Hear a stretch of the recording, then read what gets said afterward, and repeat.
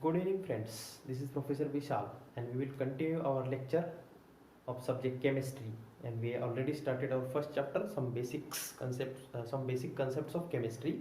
And in this session, we are going to study Avogadro's hypothesis. Then we are going to discuss about the next portion of this subject or the particular chapter, that is we commonly called it as a how to calculate the mass, atomic mass unit and all these things. Okay, then we are discussing about the relative mass of the atoms, then we will discuss about gram atomic mass and all these things we are going to discuss in this session. Okay, now firstly, up to this what we have seen, basically most important, we started with classification of chemistry, then we finished the concepts like significant figures, or we also completed the laws, various laws of chemical combinations. Total 5 laws were there.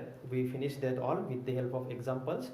Then we started in last session Dalton's atomic theory, assumptions and drawbacks we have seen. Then we finished the modern atomic theory also up to this session. Okay, now in this session we are going to discuss about the Avogadro's hypothesis. But before that, I am going to tell you some, just quickly revise you what exactly the Berzelius theorem. Okay, so according to Berzelius hypothesis,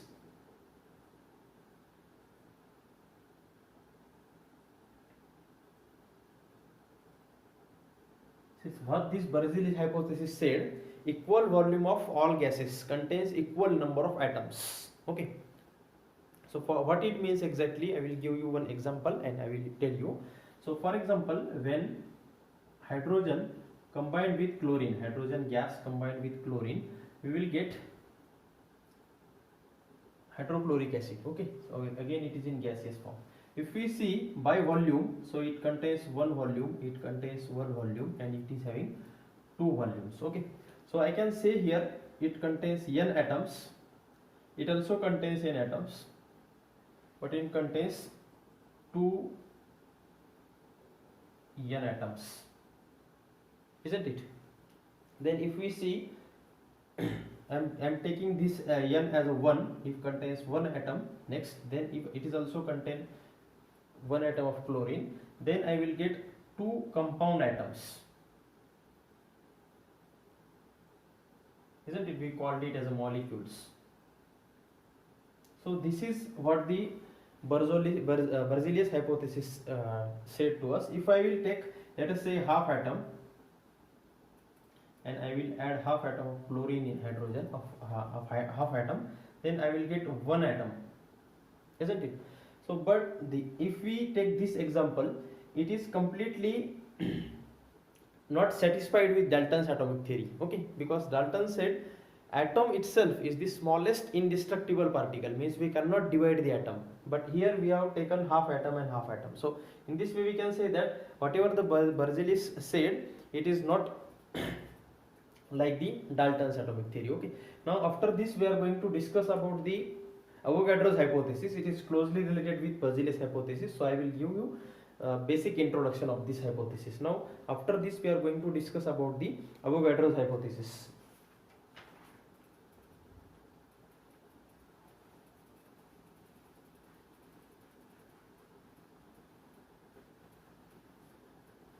That is Avogadro's hypothesis.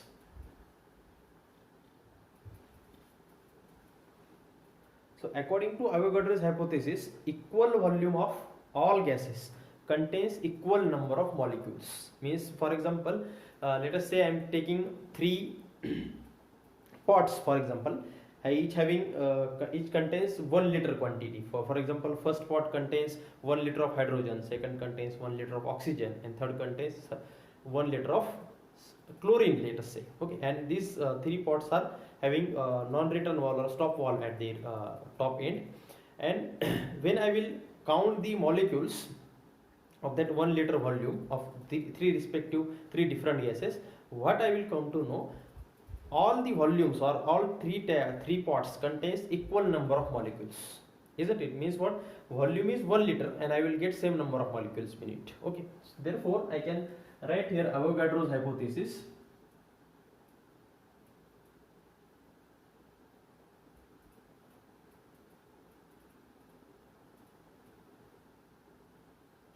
According to this, equal volume of all gases, equal volume of all gases contains equal number of molecules at standard temperature and pressure condition. This is most important, or we commonly call it as a normal temperature and pressure. Okay, you can use any standard temperature pressure or normal temperature pressure. Means if I am taking equal volume of gases, they will contain equal number of molecules at standard temperature and pressure conditions. Now question arises here, what do you mean by standard temperature and pressure condition? Here if you see, two terms are involved. First is a temperature and second one is a pressure. Now standard temperature means, I will write here, standard temperature is always 273 Kelvin. Okay, 273 Kelvin. And standard pressure is what? Standard pressure is generally 1 atmosphere pressure. Okay, so this is what the normal temperature pressure condition, or we call it as a standard temperature pressure condition. Okay, so at this condition, means if your temperature is 273 Kelvin and if your pressure is 1 atmospheric pressure, then we can say that equal volume of all gases contains equal number of molecules. Okay, so for example, I will give you here one practical example. Let us say I am having 3 pots. Okay, this is, let us say, first, so which is having opening, but here the stop wall is there. Okay, this is your first pot. Similarly here I am going to take second pot, so whose again at the end stop wall is there, and at third it contains stop wall at its top end. Okay, let us say this is your second jar and third jar. Okay, for example, this contains 1 liter of hydrogen, this contains 1 liter of oxygen, and this contains 1 liter of, let us say, chlorine. Okay, so it contains molecules. If you see, these three pots contains 1 liter volume, isn't it? Here 1 liter of hydrogen, here 1 liter of oxygen, and third jar or pot 1 liter of chlorine is there. If I will count the volumes in each of these pots, I will get same quantity, same number of volume.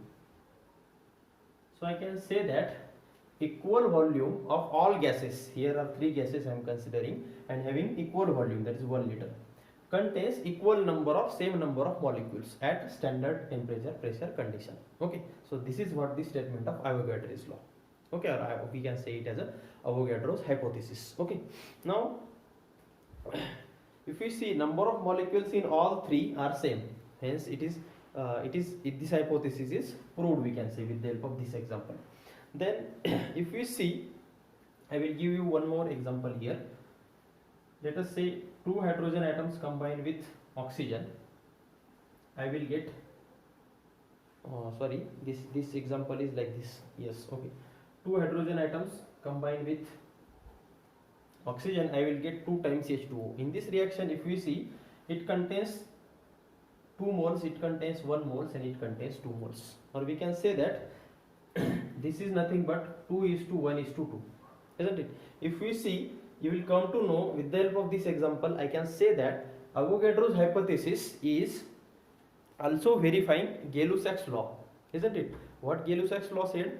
According to Gay-Lussac's law, if I am going to combine 2 or more gases in order to get third gas, okay, then reactant side and product side bears whole number ratio with each other. So here also you will come to know, here we will get whole number ratio with each other. So this is what, we can say that Avogadro's hypothesis, or according to Avogadro, Gay-Lussac's law can be easily explained. Okay, so in this way we have seen this Avogadro's hypothesis. Okay,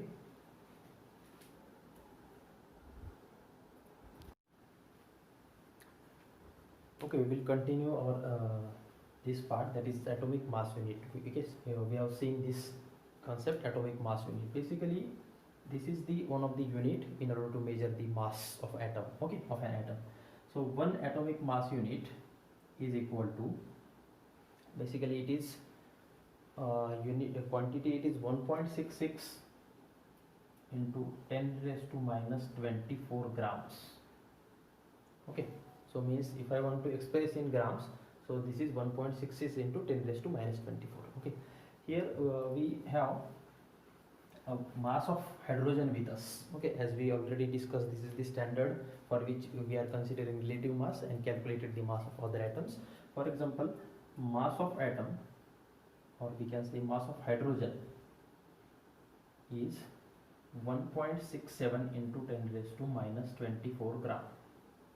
Okay, so this is the mass of hydrogen atom. If I want to convert this hydrogen mass of hydrogen atom into atomic mass unit, simply I will use unitary method. Let us say 1.66 into 10 raised to minus 24 grams equal to 1 atomic mass unit, isn't it? So I just writing this in this way. 1.66 into 10 raised to minus 24 grams means 1 atomic mass unit. Therefore 1.67 into 10 raised to minus 24 grams equal to how much AMUs? Therefore I can write here 1.67 into 10 raised to minus 24 into 1 divided by 1.66 into 10 raised to minus 24, isn't it? So this minus 24 minus 24 gets cancelled, and I will get 1.67 divided by 1.66, so it is found to be 1.008 AMU. Means what it means if the mass of hydrogen is 1.67 into 10 raised to minus 24 gram, means what? It is 1.008 atomic mass unit. So in this way we all are going to expressing this unit, atomic mass unit. Okay, after this we are going to discuss about the next term, that is relative or average atomic masses. So this is a basic unit, atomic mass unit. Then we are going to discuss average unit masses. We call it as a relative also. A relative or average unit masses. Now basically this unit or relative or average unit masses is used to calculate the percentage of isotopes in an element. Use for finding percentage of isotopes in an element. Okay, so for which I am giving one example of chlorine. So if you see chlorine atom, you will get two isotopes of chlorine, that is chlorine 35 and chlorine 37. Okay, I am going to take these isotopes. Basically they are combined in the ratio 3:1.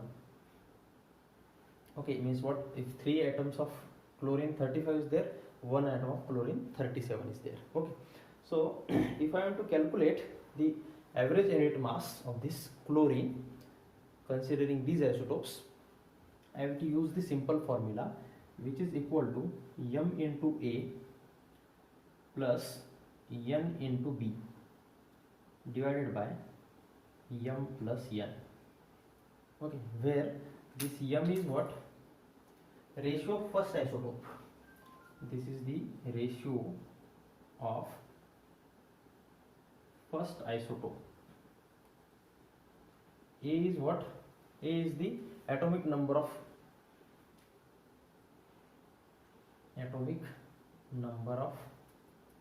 chlorine, or first isotope, we can say first isotope in the given pair. Okay, m is a ratio of first isotopes. Ma is atomic mass of first isotope. Sorry, this is atomic, not atomic number, this is atomic mass. Okay, then n is what? N is a ratio of second isotope, or we can write down here instead of ratio, value of first isotope in given ratio. isn't it? Here value of second isotope, I just correct it, value of first isotope in given ratio, okay, which is in this case is 3, and our value of A is what, 35, okay. Value of second isotope in given ratio, here it is 1, isn't it? So this one. And what is B? B is what, atomic mass of second isotope, that is 37. So I will put the value as a 37. Okay, now I will put the values as we already discussed here. M is what, value of first isotope in a given ratio, which is 3. So I will put in here value of 3 into A is what, atomic mass of first isotope, which is 35, plus as it is. Again N is value of second isotope in a given ratio, which is 1, and B is what, atomic mass of second ratio, that is 37. So it becomes 37, and M plus N is what, 3 plus 1. Okay, so if I will simplify it, I will get 5 3s are 15, and this is 10, okay, plus 37 divided by 4. If I will add it, 42, it becomes 142 divided by 4. So it is 4 3s are 12, okay, 2 is remaining, 4 5s are 50, again 5, that is 20. So 35.5, yes, 35.5 is what, average unit mass of chlorine. It is not 35, it is not 37, okay. So for chlorine isotope, if I want to calculate the relative or average unit mass, it is found to be 35.5, okay. So this is how you are going to calculate the average or relative unit mass. So after this we are going to discuss next term, which is closely related to this mass, that is gram atomic mass. So this is given unit, which is not given, so you just have to write down units. So it is not 35 units, it is not 37 unit. What is the relative or average unit mass of this chlorine is what, it is 35.5. It is not average atomic mass, we call it as average atomic mass. So correct it here. We can call this a unit quantity, but actually it is average atomic mass. So what I can say, considering this example, average atomic mass of chlorine is not 35, it is also not 37, it is up to mark, it is 35.5 units, okay. Then we are going to see the next concept, that we called it as a gram unit mass or gram atomic mass.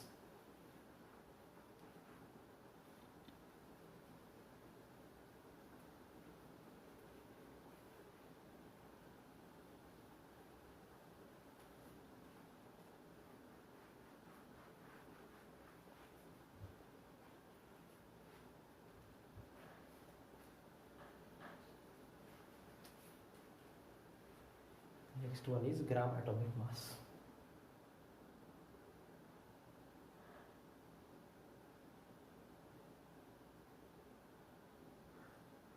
It is very simple. When we express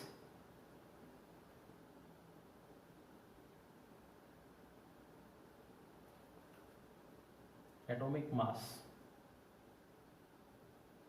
in grams, then we call it as a gram atomic mass, okay. Simply I will give you one example.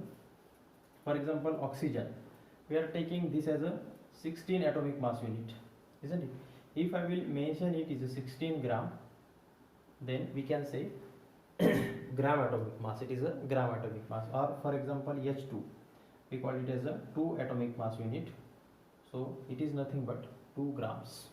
So in this way you can easily put the value of gram atomic mass over there. So after that we are going to discuss next part, that is molecular mass, how to calculate the molecular mass.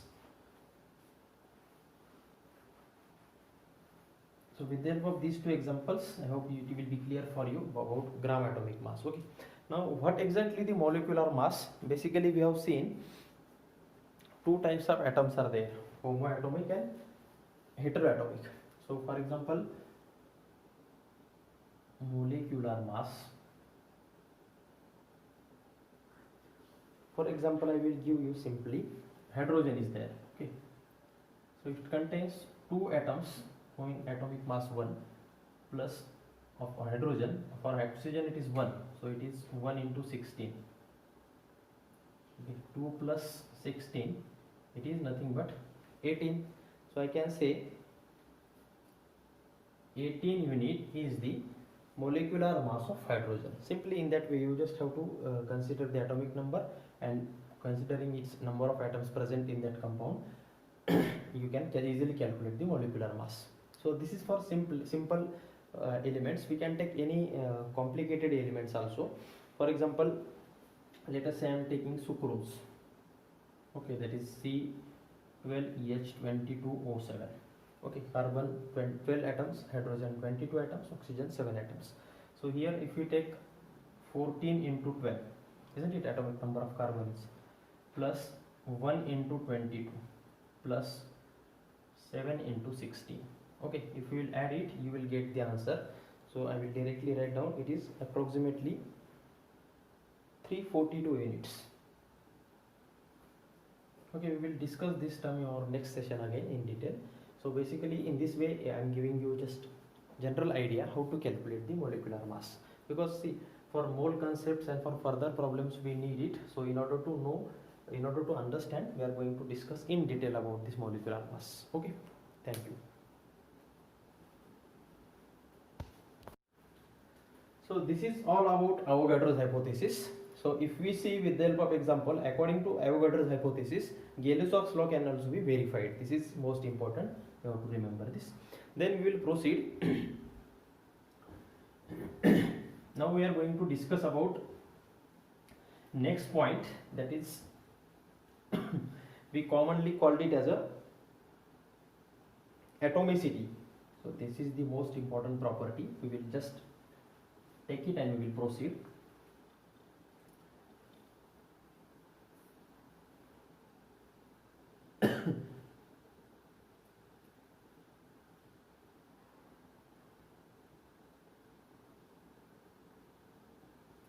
Atomicity.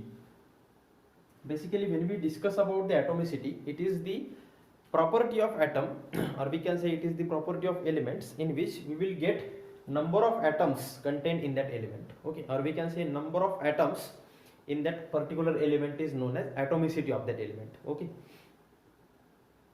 so number of atoms present in a molecule, more or less we can define it as a number of atoms present in a molecule, or we can call it as a compound atom also. Okay, so as I told you.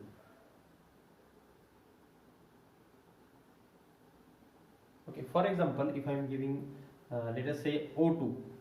So if we see here, 2 atoms of oxygen are there, 2 atoms of oxygen. So we called it as a diatomic, isn't it? So this is what the atomicity is. Simply number of atoms present in a molecule or compound atom. We call it as a atomicity of that particular molecule. Here if you see the example, I am going to give you example of O2. It contains 2 atoms of oxygen. We called it as a diatomic. Okay, or more second example I will give you, O3, that is ozone. It contains 3 atoms of oxygen, isn't it? So we called it as a triatomic. So in this way we are going to discuss. We can take any example, let us say H2. So it contains 2 hydrogen atoms, so it is diatomic, or Cl2, or you can take n number of examples for this. But the most important thing is that atomicity is nothing but number of atoms present inside the molecule or compound atom. Okay, so you can see this example. If you want, you can take this snapshot. I will proceed. Okay, so most of the times this definition is asked in your examination. Okay, then we are discussing about 2 important terms given by Avogadro's hypothesis. First one is atom and second one is molecule. Okay, according to Avogadro, atom is the smallest particle which may or may not have independent existence. Okay, So when atom is defined by Avogadro, he told us that atom is the smallest particle of a substance which may or may not have an independent existence. Okay, and common examples, let us say all inert gases such as argon, krypton, so they are neon, they all are generally atoms, or we can say metals such as silver, gold, copper, ferrous. So they all are atoms according to Avogadro, because they contains, they are smallest particle, they may or may not have independent existence. Okay, and what about molecule? Molecule is also particle of an element, but it has having some independent existence. Okay, in case of atoms may or may not have independent existence, but in case of molecule there is an independent existence. Okay, and when we take the example of molecules, we will come to know such as oxygen, chlorine, bromine. So they then calcium, they are all what we can say molecules. Okay, so we will discuss this.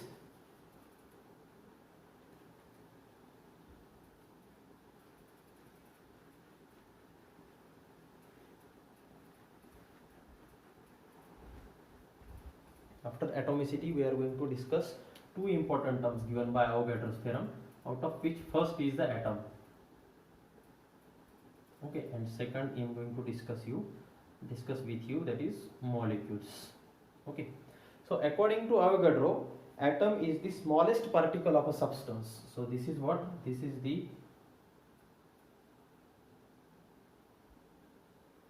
smallest particle of a substance which may or may not have independent existence.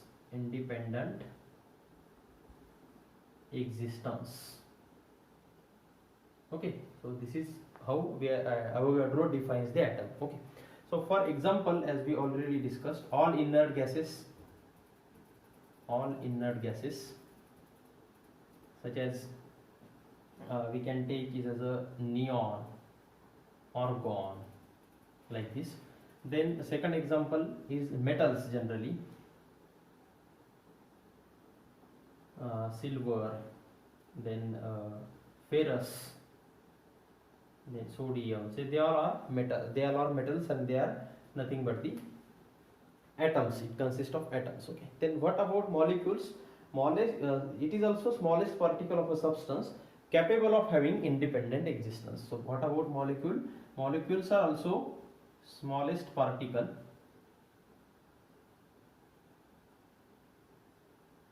having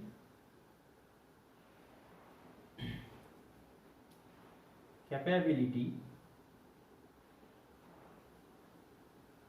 of independent existence.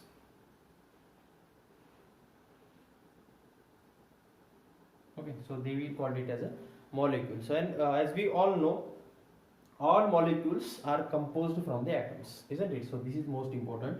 All molecules composed from atoms, we can say.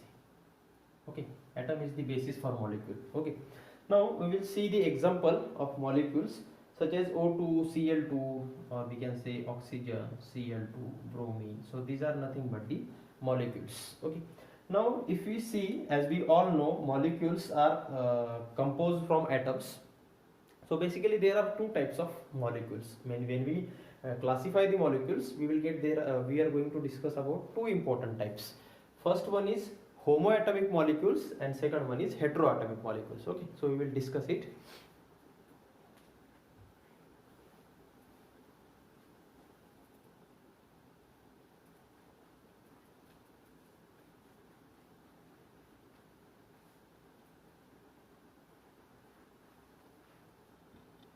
So as we already know, molecules are the smallest particle capable of having independent existence, and molecules are composed from atoms. So based on this, I will give you classification of molecules. So basically there are two types: homoatomic homoatomic molecules. Okay, and second one is heteroatomic molecules. Basically, this homo word means what? Same, and hetero means different. Means what? If different atoms, same atoms are there, we can call it as a homoatomic. If different atoms are there, we call it as a heteroatomic. So I will give you some examples. Let us say oxygen, or we can say chlorine, or we can say sulfur. If we see two atoms of oxygen are there, or we can also take the example O3, three atoms of oxygen, then chlorine Cl2, then sulfur. Here you will come to know both atoms are of same type, isn't it? Hence we call it as a homoatomic. So these are the common examples. Now what about heteroatomic? We commonly call it as a compounds generally. So let us say H2O is there, or S2O is there, or we can say CaO is there. So these are nothing but the heteroatomic molecules, because see here we will get two types of atoms. First one is hydrogen and oxygen, here sulfur and oxygen, here calcium and oxygen. So we called it as a heteroatomic molecules. So this is how the molecules are classified. Okay, now after this we are going to discuss about the next part, that is most important. We already studied that from Dalton, or from modern atomic theory, or in Avogadro's what we can say Avogadro's hypothesis or Berzelius hypothesis.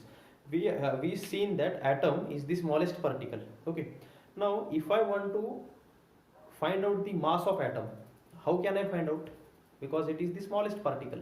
If I will count it, it is not possible for me to count the mass of that particular atom. Now that interesting part we are going to discuss in our next part, that is mass of an atom. Okay,